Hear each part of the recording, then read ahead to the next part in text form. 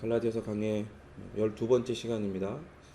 이 복음의 책망에 대한 내용들이 앞으로 이 갈라디아서 전체의 구조와 같은 기둥과 같은 내용들이기 때문에 천천히 하나씩 살펴보도록 하겠습니다. 뭐 하려면은 뭐 2시간 이렇게 해가지고 바짝 한꺼번에 할 수 있겠지만 그렇게 우리가 다 이해를 못할 것 같아요. 왜냐면 이게 조금씩 하면서도 우리 성도들이 이해하기에 조금 어렵다. 그래서 천천히 해야겠다 그런 생각들이 많이 들거든요. 그래서 여러분들도 평상시에도 그랬지만 더욱더 은혜를 구하며 생각나고 깨닫게 하시고 기억나게 하시는 성령 하나님의 역사, 말씀의 역사를 좀 간절히 간구하시면서 이 말씀 앞에 나와왔으면 좋겠습니다. 말씀을 듣다가 잘 모르겠으면 항상 떠올려야 되는 단어가 있어요. 그게 뭐겠어요? 이신칭의. 따라합니다. 이신칭의. 믿음으로 말미암아 의롭다 칭함을 받는다는 거예요. 그렇죠? 그걸 떠올리면 돼요. 말씀을 듣다가 이렇게 뭔가 탁 놓쳤거나 이해가 딱 안 가요? 그럼 뭘 떠올리라고요?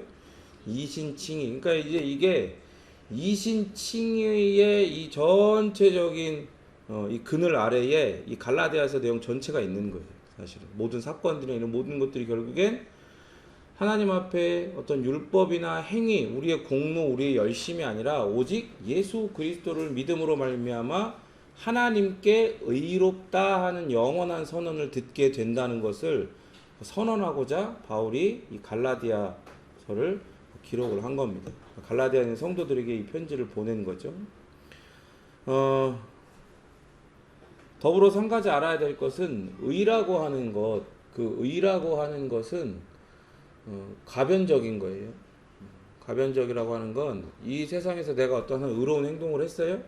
그런데 그게 의로운 행동을 해가지고 사람들이 인정해줬다고 해서 이 사람이 계속해서 의로운 사람이 되는 건 아니라는 거예요.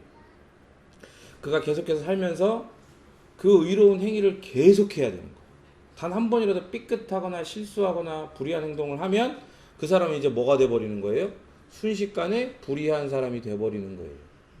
그래서 사람들이 갖고 있는 하나님께서 말씀하시는 의에 대한 개념 말고 사람들이 갖고 있는 의에 대한 개념은 이거예요. 사람이 죽어봐야 그 마지막에 그 인생을 통틀어 가지고 그 사람이 얼마나 의로운 걸 많이 하고 또 불의한 걸 많이 했냐. 그래서 저울에 달아봐서 의로운 게 더 높으면 그 사람은 의로운 존재다. 그래서 내세에 예비되어 있는 이제 뭐 그게 어떤 종교가 됐던 그 아름다운 곳으로 가게 된다. 이런 개념들을 이야기하죠. 그러나 하나님께서는 이걸 이야기하시는 거예요. 그러니까 인생의 끝에 그 달아보시는 건 맞는데, 인생의 끝에 달아보시는 건 맞는데, 그러나 이게 무게의 중심추가 어디로 가느냐가 중요한 게 아니라 완전하게 거룩하시고 영원히 거룩하신 하나님께는 단 먼지 한 톨만큼의 불이라도 있으면 그건 의로운 게 아니고 불의한 게 되어버리는 거예요. 그걸 하나님의 공의는 그걸 용납을 할 수가 없어요. 하나님의 거룩은 그렇게 타협을 하는 거룩과 공의가 아니라 이 말이죠. 그러니까 그게 사람들의 개념과 다른 거예요. 그러니까 그런 하나님의 공의만 생각했을 때 그러면 바울이 이야기하는 게 이거죠. 사람이 자신의 삶 가운데에 아무리 착한 일을 하고 좋은 마음, 선한 마음을 갖고 살아가더라도 과연 단 한순간도 그렇게 먼지 한 톨만큼도 불의하지 않은 행동, 불의하지 않은 마음, 불의한 행동, 불의한 마음 이런 거 갖지 않을 수가 있냐. 그 얘기를 하는 거예요. 그런데 유대인들은 자기들이 그 하나님의 율법을 가지고 하나님의 거룩과 하나님의 그 공의를 가지고 율법을 보는 게 아니고 자기들이 만들어내는 거야. 왜? 자기들이 해보니까 안 되거든. 그러니까 하나님 앞에 의롭다라고 선언을 받지 못하고 하나님의 의라고 하는 건 마치 비자 같은 거예요. 다른 나라에 들어갈 수 있는 비자. 그러니까 하나님의 나라에 들어갈 수 있는 비자거든요. 그러니까 천국에 들어갈 수 있는 그런 비자 같은 건데 그걸 받지 못하니까 이렇게 돼가지고는 이거는 뭐 이 세상에서 우리가 선택받은 하나님의 백성이다라고 우쭐대며 살아봤자 그 결과가 뻔한 거니까 자기들이 그 율법을 뒤틀기 시작하는 거예요. 어떻게? 의로운 행동을 계속해서 그것들을 저울에 놓고 재어보는 것처럼 마치 그렇게 하는 것처럼 그걸 뒤틀어 버렸단 말이에요. 그래서 전에 얘기했던 것처럼 그 율법을 연구하고 율법을 적용해가지고 사람들로 하여금 그 율법을 지키게 하는 그 대표되는 사람들, 바리새인 서기관, 또 대제사장과 또 그런 많은 사람들이, 백성의 장로들, 이런 사람들도 자기들도 알고 사람들도 다 알아.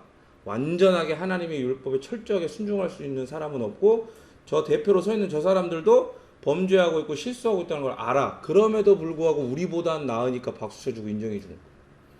그러니까 이미 글러먹은 거죠. 하나님의 시선에, 하나님의 거룩과 하나님의 그 선하심 앞에는 이미 그거는 그냥 싹 다 불이에요. 자기들끼리 뭐 의롭다 어쩌고저쩌고 막 아무리 막 칭찬해주고 뭘 해도 하나님의 눈에는 쇼처럼 보이는 거예요. 그러나 그럼에도 불구하고 하나님께서 의롭다라고 선언해 주시는 이유는 뭐냐? 그러니까 그리스도께서 우리를 위하여, 우리를 대신해서 그 이루신 하나님의 모든 율법을 온전히 순종하시고 성취하셔서, 그리고 그 인생 끝에 하나님 그 예수 그리스도의 그 모든 삶과 사역의 끝에 죽으심으로, 그리고 또 부활하심으로 하나님 앞에 결국에 어떤 선언을 들어요? 영원히 의로운 존재라는 선언을 들어요. 그래서 하나님의 의는 누구에게만 있다 그랬어요? 예수 그리스도에게만 있는 거예요. 그런데 그 예수 그리스도를 믿는 자에게는 하나님께서 어떻게 하신다고 그랬어요? 그도 마치 자기가 그 모든 율법에 순종해서 하나님의 의를 받은 것처럼 여겨주시겠다고 말씀하셨다. 그게 하나님의 이 죄인들만 가득한 이 세상에 죄인들을 구원하시기 위한 하나님의 이 세상이 창조되기 이전에 하나님의 신적인 지혜로 마련해 놓으신 구원의 계획이었다 이거죠. 그러니까 뭐 어떤 사람들이 이야기하는 것처럼, 야 니네는 한번 의롭게 되면 영원히 의롭게 된 거라며, 그럼 막 죄져도 되겠네? 막 이런 식으로 시비를 건단 말이에요. 예수님 믿는 사람들한테, 기독교인들한테. 그런 사람들 왜 그렇게 시비를 거는 거예요? 이런 전체적인 성경에서 하나님께서 계시해 주시고 가르쳐 주신 내용들을, 하나님의 구원의 계획들을 전혀 이해하지 못하고 있으니까 그런 시비를 거는 거예요. 그러니까 예수 그리스도를 믿는 사람들은 하나님의 눈에는 어떻게 보이는 거예요? 하나님은 과거와 현재와 미래를 다 현재처럼 보신단 말이에요. 왜? 이 시간 세계를 창조하신 그 창조주이시기 때문에. 그러니까 예수 그리스도를 믿는 자는 하나님의 눈은 어떻게 보여요? 그는 이미 그 인생의 종말의 끝에 이미 하나님으로부터 영원한 의를, 너는 의로운 존재라고 하는 선언을 이미 들은 그런 존재로 보이는 거예요, 하나님 앞에.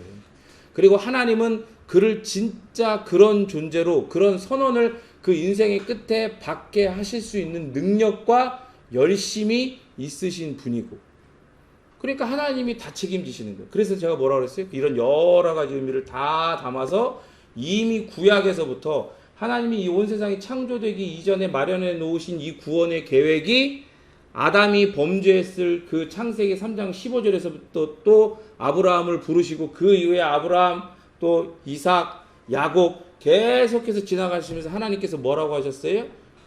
너와 나의 계약이 아니라 내 언약이라고 말씀을 하시는 거예요. 내가 이렇게 약속을 하겠다라고 얘기하시는 거예요.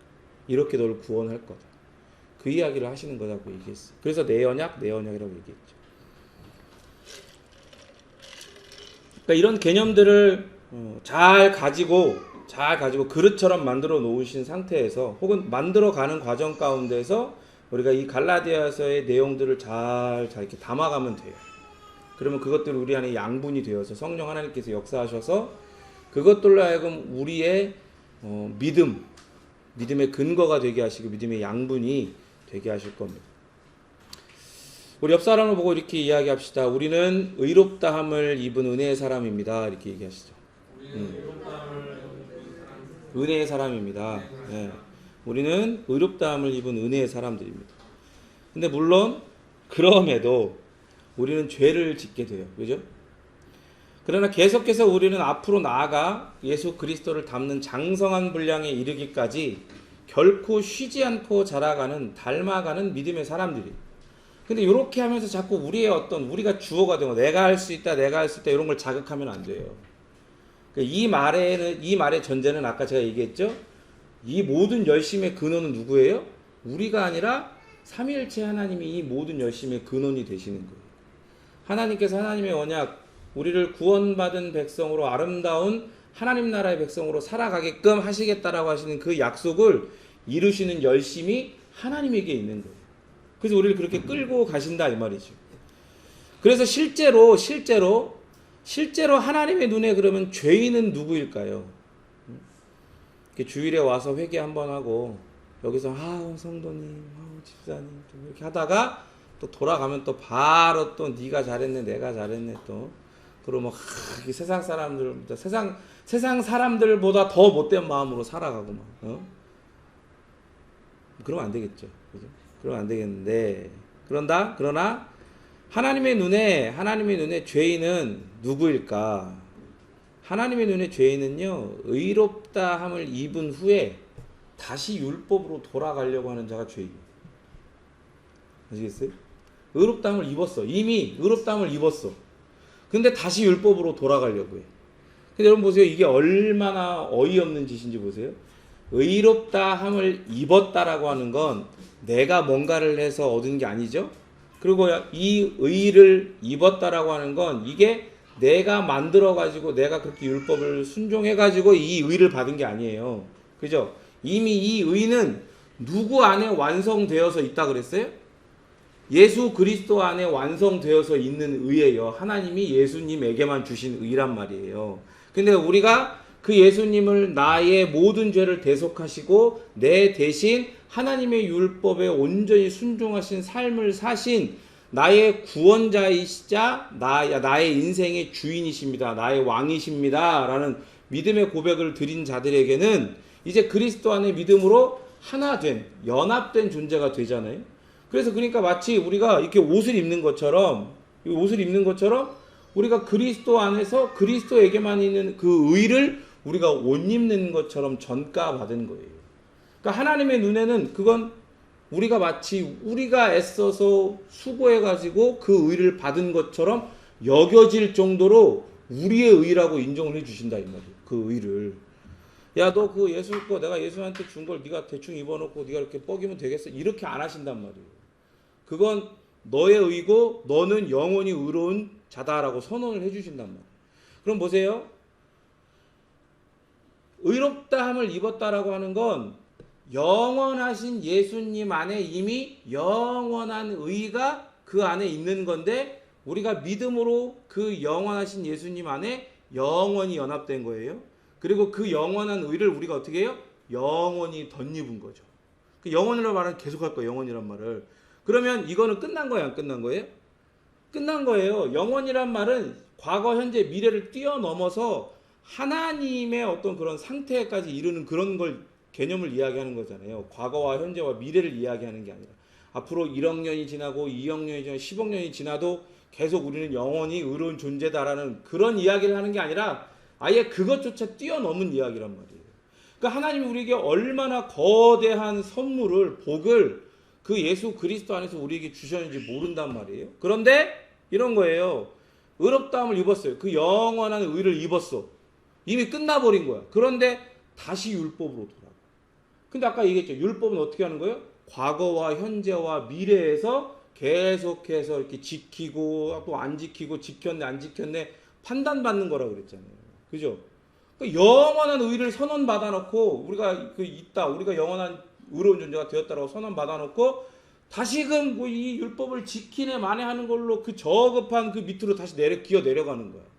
그러니까 얼마나 이해가 안 가요. 그러니까 하나님의 눈에는 그런 게 죄인인 거예요. 도대체 지가 받은 이 복이, 영원한 복이 얼마나 거대하고 영원한 복인지 다 이해하지 못한 상태에서 다시금 저 밑으로 기어 내려가냐 이 말이지. 그러니까 그런 존재들은 다 하나님 앞에 죄인으로 보이는 거예요. 그러니까 예수님이 다른 사람들 세리고 민족의 고열을 빠는 세리들이고 또 그렇게 음란한 생활들 하는 창녀들이고 다 친구로 여기시고 그들과 함께 식사하시고 그들을 정죄하지 않으셨어요. 오히려 그들과 함께 식사하시면서 친구라고 하시면서 죄인의 친구라는 얘기를 들으시면서까지도 그들과 교제하시면서 그들에게도 하나님의 나라를 가르쳐 주셨단 말이에요. 그런 예수님이 유일하게 누구에게만 7번이나 화를 선포해요? 막 저주를 퍼부어. 누구라 그랬어요? 그게 바서라고 그랬잖아. 바리새인과 서기관들한테. 바리새인과 서기관들이 뭐에 앞장선 사람들이에요? 바로 이 율법으로 내려와야 된다라고 앞장선 사람들이야. 영원한 하나님의 나라를 도대체 어떻게 가는지 율법으로 안 되겠어서 어떻게 가는지 몰라고 예수님한테 이렇게 나오는 사람들도 그 하나님 나라 문 앞에 딱 지키고 앉아갖고 바리새인과 서기관들이 야 여기 아니야 영원한 의 이런 거 없어 다 율법을 지켜야 돼 돌아가 지들도 안 들어가고 사람 그 궁금해서 예수님께 오는 자들도 다 돌려보내는 자들이었다. 그러니까 예수님이 이런 존재들한테는 화를 선언하시고 막 저주를 퍼부으셨어. 그러니까 하나님의 눈에는 율법으로 다시 영원한 의를 선언받은 다음에 율법으로 다시 돌아가려고 하는 자들은 무조건 죄인으로 보입니다. 그러니까 바울이 그렇게 격분할 수밖에 없는 거예요. 그래서 베드로라고 하는 이제 이 생성된 이제 막 시작되고 태동이 돼가지고 교회들이 막 생겨나고 그 모든 것의 중심이라고 할 수 있는 예루살렘 교회의 수장인 그 베드로를 향하여 이렇게 막 퍼부을 수가 있는 거예요. 공적으로 막 모든 사람들이 보는 앞에서 네가 지금 하고 있는 일, 너 스스로가 하나님에게 죄인으로 비춰진 일뿐만 아니라 다른 사람들도 다 죄인으로 하나님 앞에 비춰지게 하는 일을 지금 네가 하려고 하는 거다, 하고 있는 거다. 그리고 마치 네가 하고 있는 것은 바리새인과 서기관들이 했던 일을 다시금 반복하는 거가 똑같은 일이다. 그래서 막 저주하는 거, 막 뭐라 하는 거야. 하나님의 눈은요 우리의 눈과 달라서 우리가 생각할 때는 예수님 믿는다 그러고 아직 연약해갖고 다시 또 범죄하고 그런 사람들이 여전히 죄인이네 이렇게 생각하지만 하나님의 눈은 그렇지 않아요. 하나님의 눈은 아까 얘기한 것처럼 의롭다함을 믿음으로 말하며 얻어놓고도 다시금 율법으로 돌아가는 사람, 그런 사람들이 실제로 죄를 저지르는 사람으로 보인단 말이에요. 그러니까 율법 아래에 있는 사람들이라는 것은 율법을 지키는 사람들이란 뜻이 아니라 율법을 어길 수밖에 없음에도 결코 율법 아래를 떠나지 못하고 거기에 매여 있고 속박되어 있는 비참한 사람이다. 범법자. 비참한 범법자라는 뜻인 거예요. 근데 그 예수님이 그런 비참한 범법자인 우리의 자리에 예수님이 나신 거야. 거기에. 그래 율법으로는 아무도 구원을 얻을 수 없어요.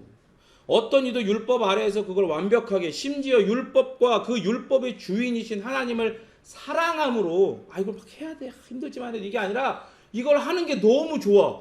왜냐면 내가 사랑하는 하나님이 그리고 그 하나님이 주신 율법이니까 그 하나님도 사랑하고 하나님 주신 율법도 막 사랑함으로 막 지키는 거. 이게 되냐고 사람이. 이게 안 되는 거예요. 본성과 안 맞는 거야. 그렇기 때문에 그 지킬 자가 없어. 그래서 율법이 범죄한 우리에게 할 수 있는 가장 최선의 역할이 뭘까요? 최선의 역할. 그건 우리의 죄성을 선명하게 폭로시키는 거야. 네가 얼마나 죄인인지를 내가 확실하게 다 까발려 주겠다. 그게 율법이 우리에게 하는 최선의 일이에요. 그래서 어디를 가리키는 거예요? 봐봐라. 너는 안 돼. 너는 절대로 너 스스로를 구원할 수 없는 존재야. 그러니까 어디를 봐야겠어? 제가 얘기했죠. 율법은 뭐와 같다 그랬어요? 율법은 이정표와 같다 그랬잖아요. 고속도로에 있는 어디까지 어느 방향으로 몇백 킬로 가야 부산이 나온다 가리키는 이정표 같다 그랬잖아요. 율법이. 그래서 이정표 역할을 하는 거예요. 너 스스로는 절대 안 돼. 너는 완전히 죄인이야. 그러나 너를 구원할 존재가 계셔. 그가 누구다? 바로 메시아 예수 그리스도시다. 이거를 가르쳐 주는 거예요. 그래서 우리가 얼마나 절대적으로 구세주가 필요한 존재인지를 가르쳐 준단 말이에요. 율법이. 그러니까 우리에게는 오직 믿음으로 얻는 칭의의 그 은혜로운 베푸심만이 필요하다는 걸 율법이 우리에게 입증해 주는 거예요. 그거를. 나 율법 없어. 난 율법만으로 나 충분히 내가 신령하게 기도하고 말씀 보면서 내가 정말 그렇게 하나님 앞에 살 수 있어. 나 이렇게 살 수 있어. 요러고 건방 떨고 있는데 율법이 하나 십계명의 그 율법 조항들 딱 들이밀면서 네가 얼마나 하나님이 아닌 너 스스로를 사랑하고 네가 얼마나 이웃이 아닌 너 스스로를 더 사랑하고 있는 존재인지 아니 오히려 너의 삶 가운데에 은연중에 이렇게 몰래 하나님을 지워버리고 혹은 하나님 앞에 정면으로 이를 드러내고 으르렁거리는 존재인지를 그렇게 보여준단 말이에요. 선명하게 율법이. 그래서 결국에 너는 칭이 아니고선 그 은혜의 칭이 아니고서는 너는 절대로 구원받을 수 없는 존재라는 걸 입증시키는 거예요. 율법. 갈라디아서 2장 18절 읽겠습니다. 시작.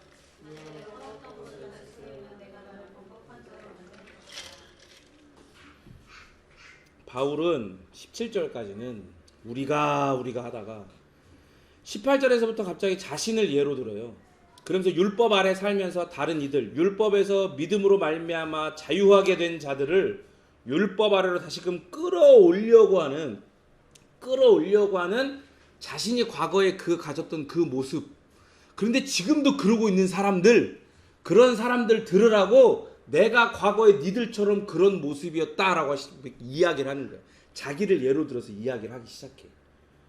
옛 율법의 시대에는, 구약의 시대에서는 율법으로 구원을 얻을 수 없고 율법으로 다시 돌아가는 것은 바울 자신을 예로 들어도 내 죄를 드러낼 뿐이라고 말을 하는 거예요. 자기는 자기 이 동년배, 자기 비슷한 또래들 중에서 유대인들 중에서도 가장 엘리트였고 율법을 수호하고 지키는데 가장 헌신된 자라고 생각을 했어. 그렇다고 자신을 가만히 돌아봤을 때 내가 하나님 앞에 완전히 의로운 존재냐? 그럼 그건 아니겠지만, 솔직하게 해서 그건 아니겠지만 사람들 앞에서는 그래도 그 의에 가장 근접한 사람들이라고 사람들이 다 자타가 다 공인해 주는 그런 상태였단 말이에요. 그런데도 불구하고 예수 그리스도가, 하나님이 예수 그리스도를 그에게 보내주셔서 그리스도께서 그를 딱 만나 주셨을 때 그 하나님이신 예수 그리스도 앞에 선 자신이 철저하게 죄인이라는 것을 발견했을 뿐인 거예요. 그래서 오직 믿음으로 은혜의 칭의만이 필요하다는 걸 입증받지 못한 자들, 율법이 그걸 입증한다 그랬잖아요. 니네는 행위가 아니라 믿음으로, 은혜로 의롭다 칭함을 받아야 되는 거야. 니네는 그거밖에 방법이 없어. 그걸 입증하는 건데, 아니 그건 필요 없다. 이거 우리가 이 율법을 가지고 잘 한번 만들어 가지고 어떤 시스템을 딱 만들어 가지고 요것만 잘 지키면 하나님 앞에 이미 우리는 선택받은 민족으로 반 정도는 이미 채워져 있으니까 나머지 반 정도는 우리의 삶, 율법에 적용된 삶으로 그걸 채우면 하나님이 반드시 우리를 이방인보다 의롭다라고 여겨주실 거다. 그렇게 생각하고 있었단 말이에요, 유대인들이. 그러니까 그런 사람들은 이게 율법이 가르쳐주는 것처럼 은혜로 예수 그리스도를 믿음으로 너희들이 의롭다함을 받아야 된다는 걸, 이런 거 거부하는 거지. 여전히 율법 아래 살려고 하는 자들인 거예요. 그러니까 그런 자들은 그들의 주장과 정반대로 믿음으로 사는 이들이 아닌 자신들, 그 율법 아래 사는 자들이 죄인으로 드러나는 자들이라고 지금 바울은 선언하고 있는 거예요.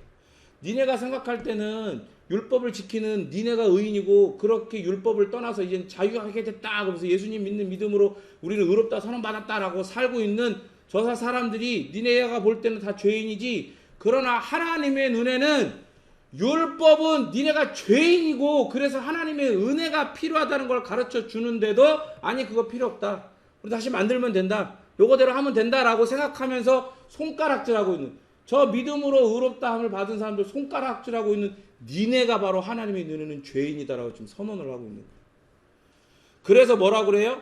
헐었던이라고 그러죠. 헐었던, 무너뜨렸던 이런 표현을 쓰는데, 이게 믿음으로 얻는 칭의는 이런 거예요. 하나님께 점수를 따려고 하는 거예요.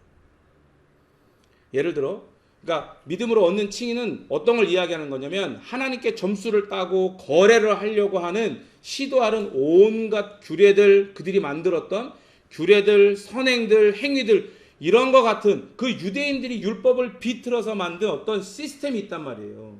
그거를 뭐라 그러냐면 메리트 시스템이라고 그래요. 그러니까 메리트가 가치라는 뜻이잖아요. 그런데 이 어떤 의에 대한 개념으로 끌고 들어오면 이 메리트라는 게 공적이 돼요. 공적.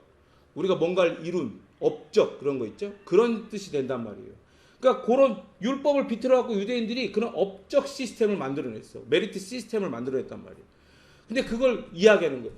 믿음으로 얻는 칭의, 그거를 받았다라고 하는 건 이 공적 칭의, 공적인 이런 체계 시스템을 내가 완전히 다 헐어버렸다는 거예요.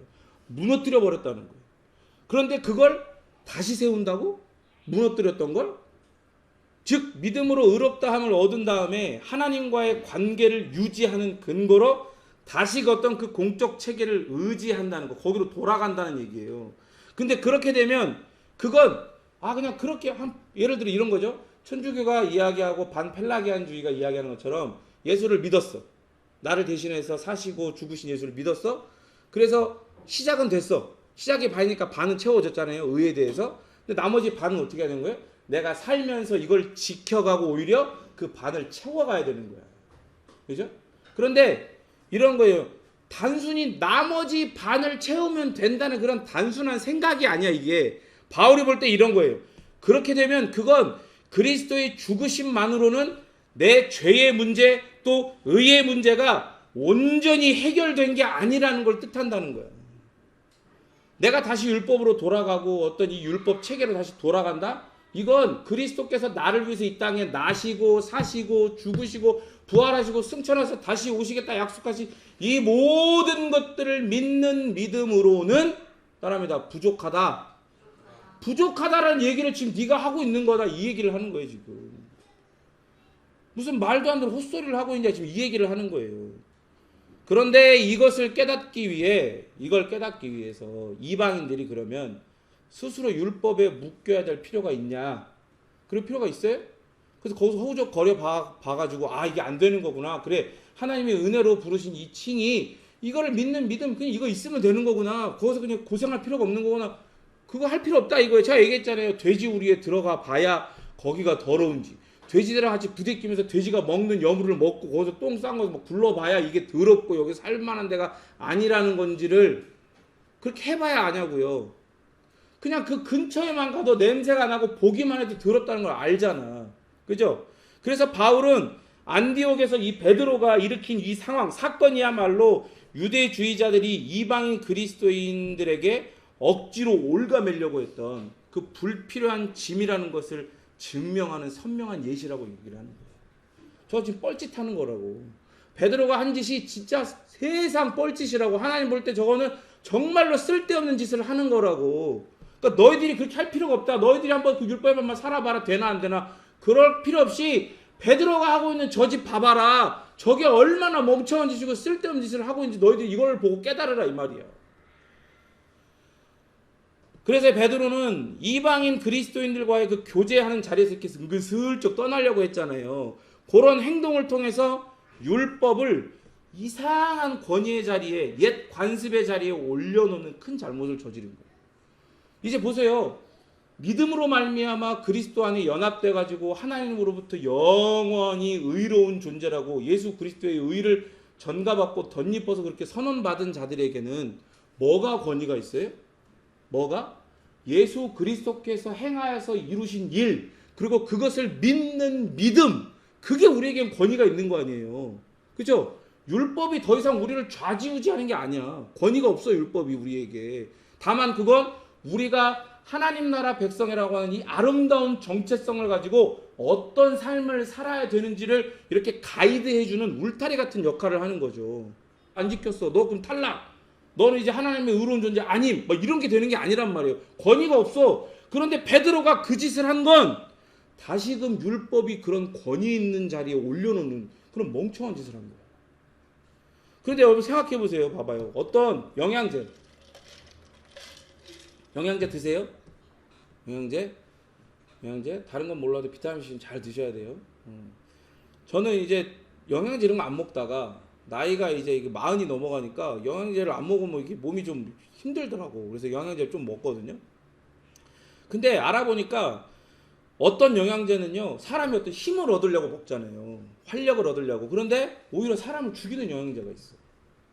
그게 그 영양제가 나쁜 게 아니라 그 사람의 상태나 그리고 그 사람의 체질에 따라서 먹으면 안 되는 영양제가 있는 거예요. 그래서 그런 영양제를 먹었다가 안 맞는 영양제를 먹었다가는 힘있게 힘을 얻고 살아가는 게 아니라 오히려 점점 죽어 사람이.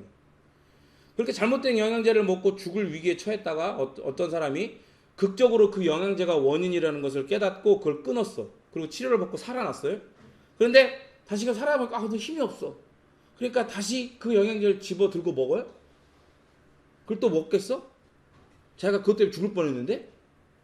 그걸 안 하잖아요. 그런 짓은 안 하잖아요. 그런 멍청한 짓. 이게 말이 안 되잖아요. 자기의 상태, 자기의 체질을 알게 되는데 그럴 리가 없잖아요. 그러니까 바울이 말하는 게 이게 똑같이 이렇게 얘기하는 거예요. 율법으로는 내가 죄인이라는 것만이 폭로되는 나의 비참한 상태만, 나의 비참한 죄인의 체질만을 알았을 뿐이야. 그 율법으로는 못 살아나.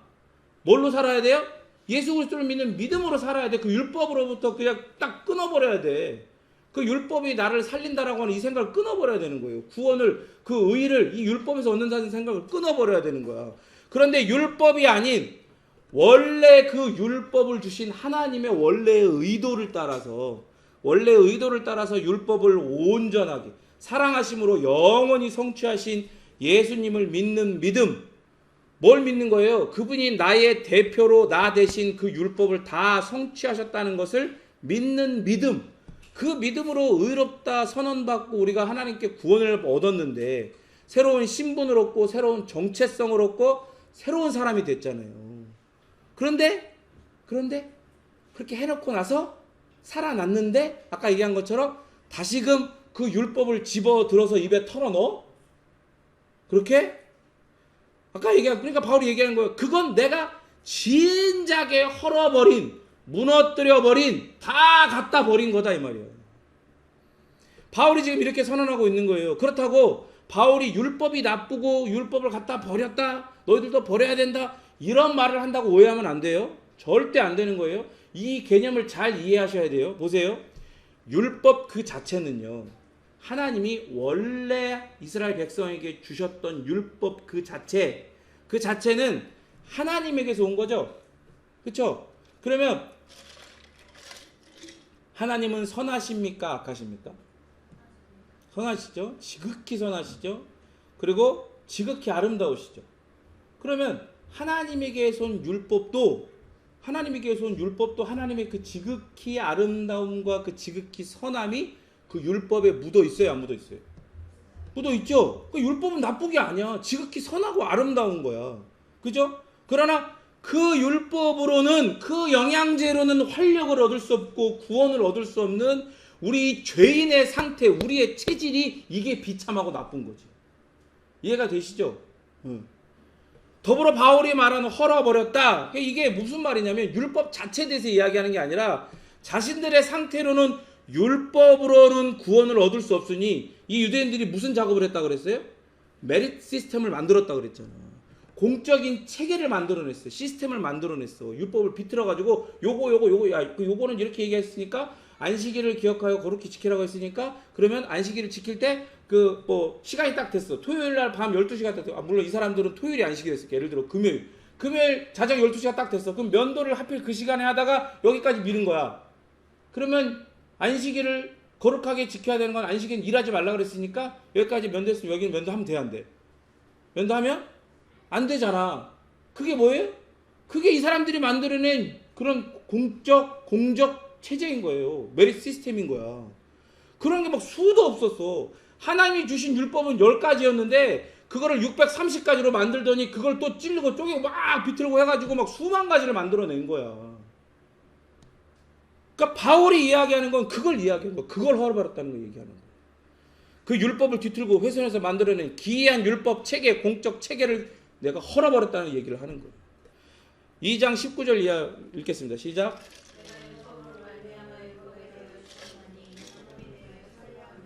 바울은 앞에서와는 다르게 18절에 이어서 계속해서 자신의 체험의 근거에서 우리라는 표현을 나로 바꿔 사용하고 있어요. 요걸 잘 봐야 돼요. 왜냐하면 나중에 이제 20절에 우리가 잘하는 것처럼 갈라디아서 2장 20절 어렸을 적 신앙생활 해보신 분들은 여름 성경학교나 여름 그런 수련회 같은 데 가서 밥 먹으려면 한 번씩은 다 외웠었을 갈라디아서 2장 20절 말씀이 이 이후에 나오거든요.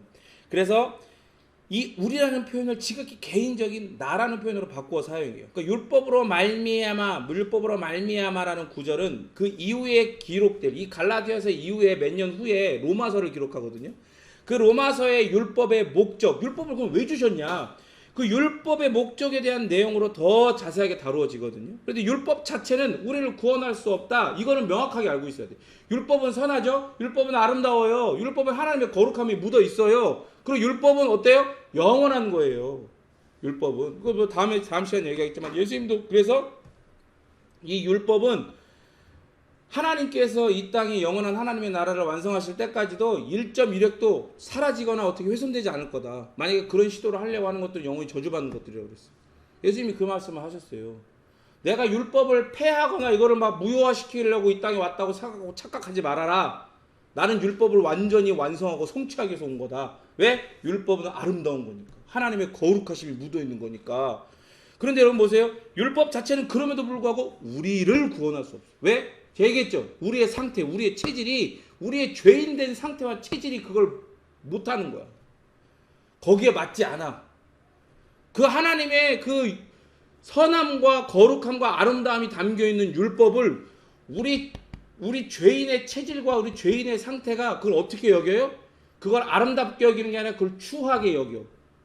나를 올가매는 어떤 더러운 걸로 여기고, 그걸 선한 걸로 여기는 게 아니라 그걸 나를 올가매는 악한 걸로 여기고, 그걸 거룩하게 여기지 않고 그거를 갖다 버려야 되는 어떤 것을 여긴단 말이에요. 그러니까 우리랑 맞지 않아. 그러니까 그걸로 우리는 의롭다함을 얻고 구원을 얻을 수가 없는 거예요. 본질상. 그러니까 그거 율법은 구원의 수단이 될 수 없죠. 그러나 율법 자체만 놓고 봤을 때는 원래 율법은 구원의 수단이 될 수 있어요, 없어요? 있는 거예요. 율법을 다 지켜 행하면 내가 너에게 영원토록 그 영원한 생명을 주겠다 약속하셨거든. 영원한 복을 주시겠다 약속하셨거든. 그런데 우리의 체질이 그게 안 된단 말이야. 하지만 죄인의 비참한 상태, 체질, 죄성이 그걸 불가능한 것으로, 전혀 불가능한 것으로 만들어버린 거예요. 영양제처럼. 그러니까 율법으로, 또 율법으로 고안해낸 어떤 체계로든지 영원한 생명을 얻을 길이 우리에게는 없는 거야. 없어. 절대로 없어. 그럴 수도 있다. 그럴지도 모르지. 그래, 가능하겠네. 가능하네. 성경 어디를 보니까 그렇게 되겠네. 이런 식으로 가잖아요. 그러면 이단되는 거예요. 이단되는 거예요. 그러면 여기서 의문이 들죠. 왜 율법을 주셨어? 이제 예수님을 이제 한 믿어보려고, 혹은 이제 예수님 믿는 사람들이 너무 싫은 거예요. 막 그런 사람들이 항상 하는 질문, 여러 가지 질문 중에 하나가, 굉장히 이제 그 안에 함정을 만들어 놓은 질문 중에 하나가, 선악과를 뭐하러 주셨냐? 뭐 이런 질문이 있어요. 선악과를 안 주었으면 타락 안 할 텐데 뭐하러 주셨냐? 이런 거 있잖아요. 그런 거 비슷한 거. 율법을 왜 주셨어? 하나님이 우리 자신, 죄인인 우리 자신보다도 하나님이 우리가 그거에 맞는, 율법에 맞는 체질, 율법에 맞는 상태가 아니라는 걸 아실 텐데 왜 주셨냐 이거야. 살짝 승질이 이제 그 안에 이제 있는 거죠. 승질 나면서 살짝 한 거 감추면서. 그거 왜 주셨을까? 응? 하나님은 원래요, 당신의 자녀, 당신의 백성들에게 가장 좋고 가장 풍성한 것으로 주시는 분이잖아요. 믿으십니까? 그런데 그 율법의 유익과 풍성이 어디 있어? 무슨 유익이 있고 무슨 풍성이 있어? 안 되는데, 응? 올가매기나 하지. 율법은요 이런 거예요. 자신의 힘으로는요, 자신의 힘으로 하나님의 그 기준, 그 하나님의 기준에 맞추려고 하는 모든 시도가 궁극적으로, 비극적으로 그게 허망하다는 것을 사람들에게, 죄인들에게 보여주기 위한 필수적인 도구예요. 누구의 손에 들린? 하나님의 손에 들린 도구라고. 니네가 하나님의 기준을 한번 만족시켜 보려고 이 율법을 가지고 그렇게 해보려고 해? 해봐라 되나 그게? 하나님이 한번 해봐. 고양이 데리고 놀 때 끝에 깃털 달린 거 있거든요. 줄에 이제 낚시처럼. 그걸로 막 하면 걔네가 그걸 막 칵칵 잡으려고 이렇게 막 하잖아요. 그걸 뭐라 그래? 낚시줄이야 그냥? 낚시줄이야? 이름이 있는 것 같은데? 낚시대야? 그럼 막 이렇게 고양이가 막 이렇게 해요. 그러면 착 집어 고양이가 잡으려다가 실패하고 막 그러잖아요. 그런 거야, 그런 거. 한번 해봐라 되나, 니네가. 율법이 폭로한 죄인의 비참함과 절망이요, 은혜 안에서 다루어질 때, 그 은혜 안에서 다루어져요. 여러분 이걸 아셔야 돼요. 율법이 폭로한다 그랬잖아요. 니네가 이 율법은 원래 선하고 거룩하고 원래 이걸 다 지켜 행하면 구원 얻는 건데, 니네는 그게 안 되는 거야. 니네는 그렇게 비참한 거야. 니네는 그게 절망스러운 존재들인 거야. 니네 상태와 니네 체질이 그런 거야. 이걸 폭로하는 거예요. 그런데 그런 비참함과 절망이 하나님의 은혜 안에서 이렇게 다루어지는 거예요. 마치 골을 넣기 위해서 메시가 막 아름답게 드리블해 가는 것처럼 하나님이 그렇게 그런 죄인의 인생을, 그런 절망과 비참함을 그렇게 아름답게 드리블해 가시는 거야. 그럴 때 어떻게 돼요? 그게 죄인을 진정한 소망, 영원한 소망, 유일한 소망이신 예수 그리스도께로 인도하는 나침반이 되는 거예요. 율법이. 세상 어딜 가든죠, 여러분 다 이게 붙어. 따라합니다. 자기, I I가 붙어. 내가 주어가 되는 게 붙는 거예요. 그러니까 의, 열심, 공로, 헌신 다 여기 붙어. 그게 뭐라고 그랬어요? 자기 헌신, 자기 열심, 자기 의, 자기 공로라고 그랬잖아요. 자기가 붙는 거야, 자기가. 그러면서 야, 여기야, 여기로 와야 하나님이 원하시는 의를 하나님한테 의롭다 받을 수 있어. 여기야, 여기 이러고 서로 막 불러대는 거야. 근데 거기 가봤자 다 뭐가 붙어 있다고? 다 자기가 붙어 있는 거야. 다 어딜 가든. 그렇게 죄인들을 불러 모으지만 거기에 가봤자 결국 남는 건 뭐밖에 안 남는다고 그랬어요. 결국 자기 3종 세트밖에 안 남는다고 그랬잖아. 자기 의, 자기 열심, 자기 공로밖에 안 남아. 그래서 어떻게 되는 거예요? 자기 3종 세트가 딱 이미 딱 돼 있는 상태에서는 이미 어떻게 돼가고 있는 거예요? 자기의 이 마음이, 죄인의 마음이 굳어지는 거야. 딱딱하게 굳어져 가는 거야. 그러면서 요걸로 난 가능해. 할 수 있어. 할 수 있어. 스스로를 속여. 스스로. 가면을 쓰는 거야. 딱딱한 가면, 깨지지 않는 가면. 그런 자에게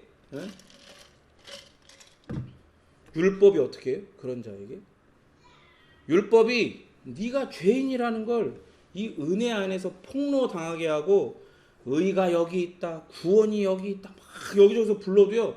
나침반은 항상 어딜 가리켜요? 나침반은 항상 어딜 가리키죠? 북쪽을 가리키잖아요. 내가 아무리 돌아봐 이렇게 막 방향을 바꿔도 항상 북쪽만 가리켜. 그런 것처럼 율법은요. 여기가 구원이 있고 여기가 의가 있다면서 자기가 붙어있는 것들이 다 일로 와라 이렇게 얘기해도요. 죄인한테 이 율법이 나침반 역할을 하는 거예요. 북쪽만 가리키는 것처럼 율법이나 율법으로 고안해낸 게 아니라 오직 예수 그리스도만이 너를 의롭게 하고 구원과 영원한 생명을 얻게 하는 길이요 진리요 생명이라는 걸 가르쳐 준 거야. 다 거길 가르쳐.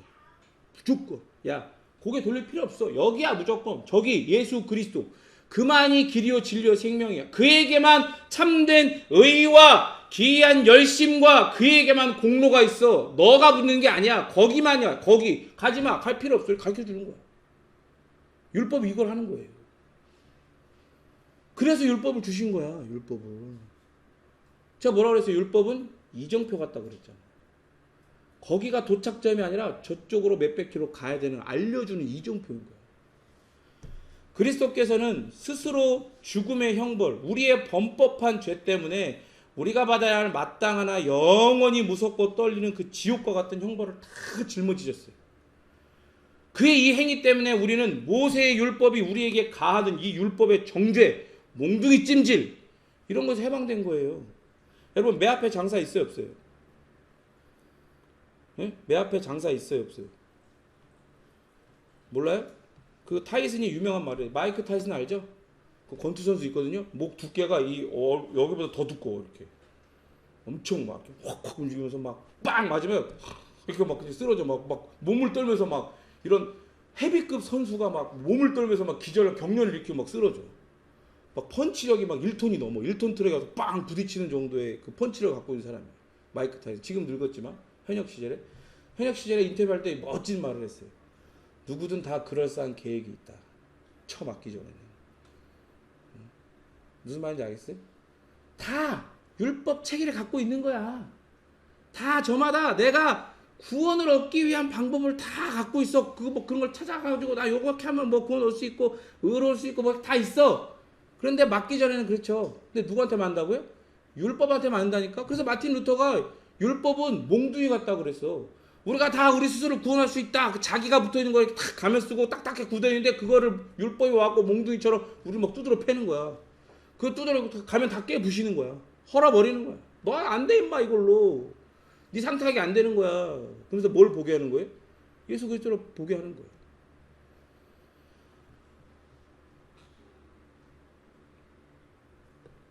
바울이 그래서 그런 얘기를 하는 거예요. 율법이 몽둥이처럼 사람 탁 혀고 깨닫게 한다. 그래서 율법이 내가 바로 나의 의, 나의 공로, 나의 열심으로 구원과 의에 관한 나는 힘있는 장사 같은 난 그런 존재다라고 하는 그 죄인들을 몽둥이로 팍 다 때라고 눕히는 거야. 그냥.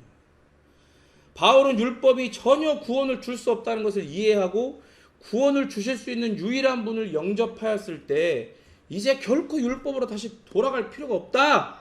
아니 돌아갈래야 돌아갈 수 없다. 이걸 깨달았어요. 그러니까 이게 너무 강력하잖아요. 이 확신이. 왜냐하면 그 모든 은혜 언약의 주체 대신 본체 대신 예수 그리스도가 그를 직접 만나 주셔가지고 이 모든 것들을 가르쳐 주시니까, 그리고 그 앞에 자신의 죄인됨이 자기 의, 자기 공로, 자기 열심이 확 다 폭로되었고 문비처럼 맞으니까 깨달으니까 이게 너무 강력한 거야, 이 확신이. 그러니까 뭐라고 표현을 해요? 죽음이라는 용어를 써갖고 표현을 하는 거야. 율법에 대하여 어떻게 됐다고요? 내가 이제 죽어버렸다는 거야. 그 정도로 이제, 그러니까 봐봐 여러분, 죽으면 어떻게 돼요? 죽으면 뭐 할 수 있어요? 에? 죽으면 뭐 할 수 있어요, 없어요? 아무것도 못 하잖아요. 그러니까 바울은 그거를 이해하고 죽음이란 용어를 사용해서 율법을 향해서 나는 죽어버렸다고 선언을 하고 있는 거예요. 죽으면 아무것도 할 수 없는 거야. 죽은 사람한테 야 율법, 야 너의 의, 너의 공로, 너의 열심으로 하나님 앞에 그 의로를 받아야지. 뭐 하라고 해봤자 돼, 안 돼? 아무런 반응을 할 수 없잖아. 그러니까 바울은 나는 율법에 대해서 완전히 아무런 반응을 할 수 없는 죽어버린 존재가 됐다라고 선언을 해버리는 거야. 그러니까 그렇게 바울은 우리는 새 생명, 새 정체성을 받았기에 이제 율법에 대하여 어떤 시도도, 율법을 가지고 구원을 얻어보려고 하는, 율법을 가지고 내 공로, 내 의, 그런 거 재료로 삼아서 감히 하나님 나 이만큼 했으니까 의 받아도 되지 않아요? 요런 거래를, 딜을 하려고 하는 가짜는 시도 자체가 불가능한 상태가 되어버렸다라고 선언하고 있는 거예요. 이거 지금 누구한테 이야기하고 있는 거예요? 자기 얘기하는 것 같지만 동시에 지금 이걸 누구한테 얘기하는 거야? 갈라디아 성도들한테 이야기하는 거고, 동시에 여러분들한테 하는 얘기예요. 우리한테 하는 얘기라고 이게. 시도를 하지 마요. 에? 여러분들 예를 진짜 죽었다 쳐요. 그럴 리 없겠지만, 근데 죽었는데 막 영안실에서 기어 나와가지고 뭔가를 막 한다고 생각을 해봐. 목사님 여기 설교 준비하시는데 힘드시죠? 목사님 물 좀 드세요. 또 시체가 와갖고 물을 떠갖고 물 갖다 줘. 목사님 저 이번에 제가 차량 운행해서 여름 캠프 때 제가 차량 운행해서 제가 도와드리겠습니다. 그래서 뭐 운전을 한다고 생각, 얼마나 끔찍해. 기이하잖아. 성도님들 우리 예배에 집중하시라고 제가 어린아이들 보겠습니다. 시체가 들어가서 애를 보고 있다고 생각을 해봐. 얼마나 끔찍해. 그걸 자기 의로 여기면서 그 신앙으로 생각하면서, 그러니까 그런 거 하지 말라니까. 이해가 돼요? 그런 걸 내 의, 내 열심, 내 공로의 재료가 된다고 생각을 하지 마요. 그냥 끝난 거야 그냥. 예수 그리스도를 믿는 자가 된, 그 새로운 생명을 받고 새로운 정체성을 받은 자는 율법에 대해서 내가 붙는, 자기가 붙는 의, 공로, 열심 이런 거에 대해서 아무것도 할 수 없는 존재가 돼버렸어. 끝나버렸어. 그걸 이야기하는 거예요. 여러분 생각해보세요. 수년 전에 바울이 다메섹으로 가는 그 길에서 그 예수님을 믿고 의롭다함을 받았다고 헛소리하고 있는 것들 내가 다 잡아 죽여버리겠다고 하면서 뭐 눈에 불을 켜고 막 혈기방자해가지고 막 걸어가고 있는데, 그 다메섹 도시로 들어가려고 하고 있는데, 거기서 예수님이 그를 탁 빛 가운데 만나 주셨잖아. 거기서 그렇게 그리스도께서 그의 인생에 개입하셨을 때 율법에 대한 그의 열정이 최고조에 달해 있을 때잖아요, 그때가. 그런데 그 노력이 하나님의 눈에, 그리스도의 눈에는 노력은 노력이지만 어떤 노력으로 보이는 거예요? 중요한 본질이 결핍되어 있는 헛수고가 헛수고로 보이는 거야. 헛수고. 오히려 다른 사람들을, 믿는 사람들을 해야 하는. 그러니까 뭐라 그래요? 너는 지금 나를 핍박하고 있다 그러잖아. 예수님에게는 예수님을 믿음으로 당신과 연합된 자들이 받는 고통이 곧 누가 받는 고통이에요? 예수님이 받는 고통이에요. 연합되어 계시니까. 그러니까 바울이 믿는 자들을 핍박하는 건 곧 예수님을 핍박하는 거와 똑같이 여기시는 거야. 네가 지금 열심히 있다고 생각하고 노력하고 있다고 생각하지만 너는 지금 나를 핍박하고 있는 거라고 얘기하는 거야. 하나님인 나를 네가 지금 핍박하고 있다. 너는 하나님 앞에 특심을 가지고 뭔 일을 하고 있다고 생각하지 마. 율법을 받은, 선택받은 민족이 그 율법으로 하나님의 의에 이르기를 힘쓰지 않고 나사렛이라는 깡촌에서 태어난 별 볼 일 없는 흑수저 아닌가? 목수셨으니까 목수저라고 합시다. 목수저인 예수를 메시아로 믿으면 율법의 모든 의무에서 자유해지고 하나님의 의에 이룰 수 있다는 이 이단적인, 아니 사이비적인 종교에 빠져 들어가고 있는 거예요. 지금 이 상황이 바울의 눈에는. 그러니까 이에 바울은 이스라엘의 이 유대 민족의 정의를 바로잡고자 이렇게 노력을 한 거야. 하지만 그 노력, 아까 얘기했죠, 오히려 하나님의 아들을 핍박하는 노력이었어. 그러니까 죽음이라는 단어는 여러분 보세요. 그러니까 그런 과거가 있던 바울에게 이 죽음이라는 단어는 바울이 예수님과의 만남으로 말미암은 이 결과를 표현하기 위해서 선택할 수 있는 가장 합당한 용어인 거예요. 나는 이제 내가 주어가 되는 어떤 일도 할 수 없는 그런 자가 되버려, 죽어버린 존재가 됐다. 나는 오직 뭘로 산다? 믿음으로 산다. 그러나 그 죽음은 그 죽고 끝나는 게 아니라 새롭고도 진정한 삶, 영원한 삶을 향한 길을 열어준 죽음이 된 거죠. 여러분 믿으십니까? 우리가 이 죽음을 경험한 거예요. 그리고 혹 아직 그 죽음을 경험하지 못했다면 여러분들 곧 이 죽음을 경험하게 될 겁니다. 바울은 그래서 하나님에 대해서 살려면, 하나님에 대해서 산다는 건 뭐예요? 하나님의 눈에 죄인이 아니라, 왜? 하나님은 공의의 하나님이니까 죄인과 함께 양립할 수 없어요. 죽여버려야 돼.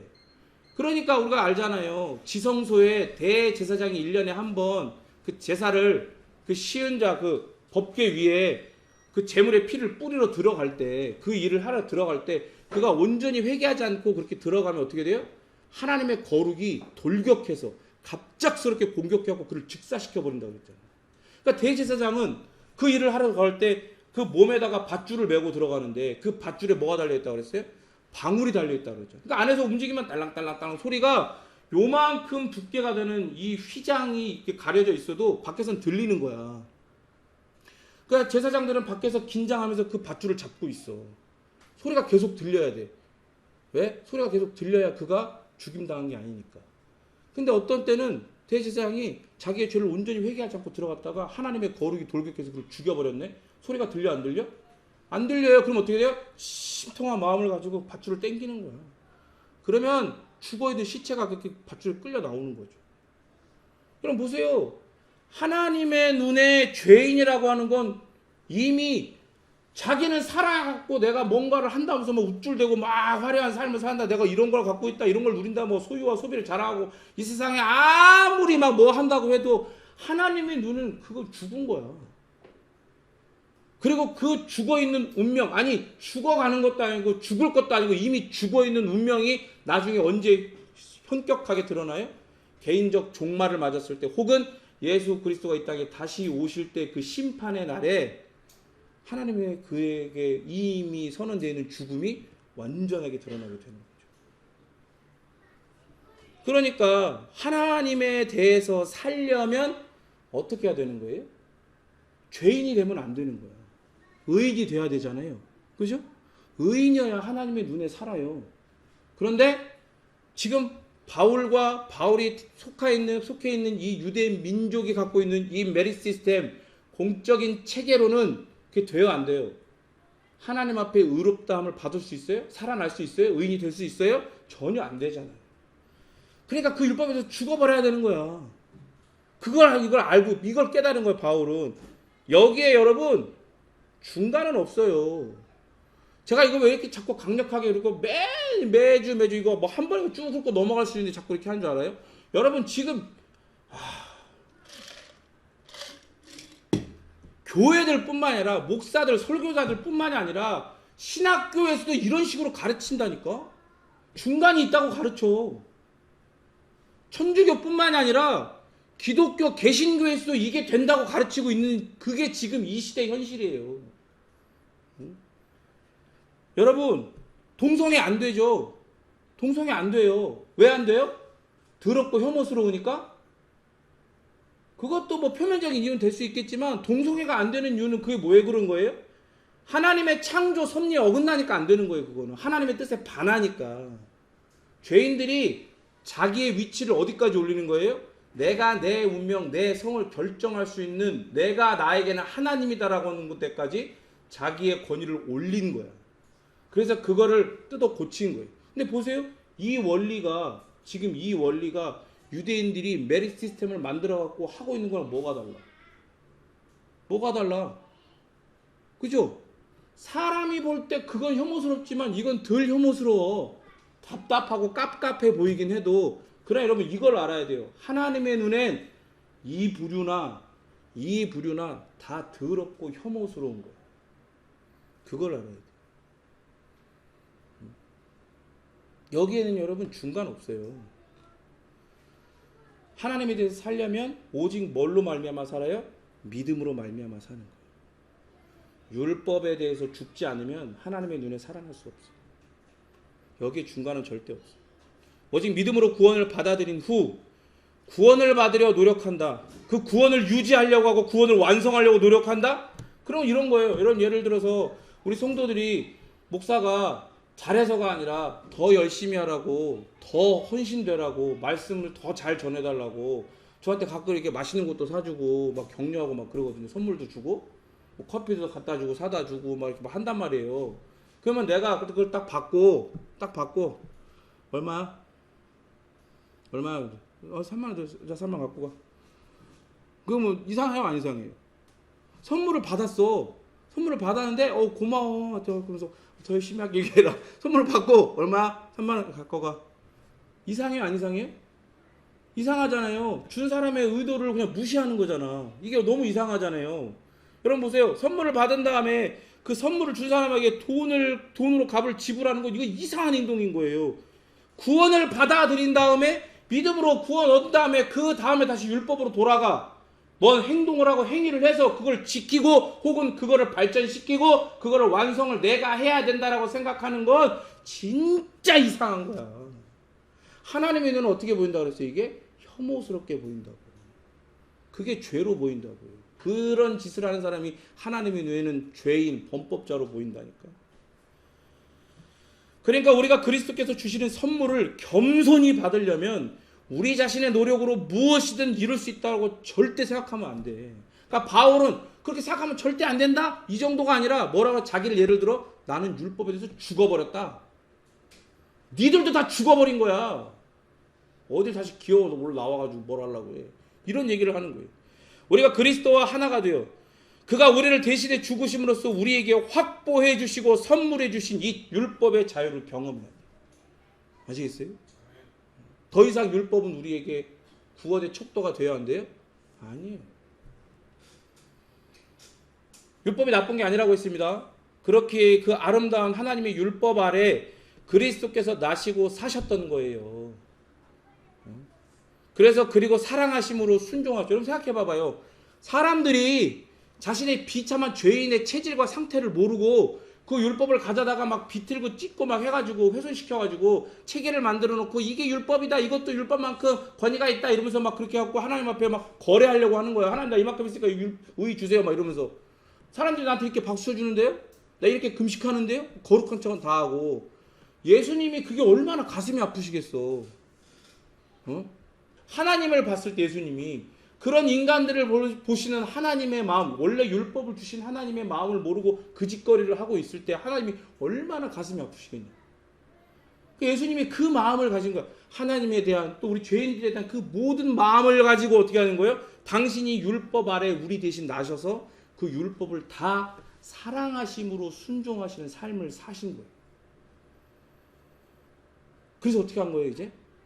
하나님을 만족시켰죠. 그렇죠? 이거 이해가 되죠? 하나님을 만족시키니까 하나님이 뭘 주세요? 율법을 다 순종한 사람에겐 최종적으로 의를 선물하시잖아요. 하나님 나라의 비자인. 그죠? 근데 이제 우리를 보자고요.